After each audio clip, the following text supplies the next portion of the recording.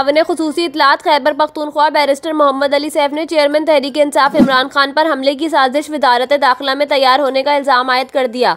Barrister Mohammad Ali Saif का कहना है कि इमरान खान पर कातिलाना हमले की शफाफ तहकीकात हुई तो एक ही शख्स का नाम आएगा। इमरान खान पर हमले की साजिश वजारत दाखिला में तैयार हुई। उन्होंने कहा कि मॉडल टाउन के कातिल ने एफी डेरन अब्बासी हनीफ अब्बासी को साथ बिठाकर इमरान खान पर इल्जामात लगाए। इम्पोर्टेड हुकूमत PTI की मकबूलियत से खाइफ है।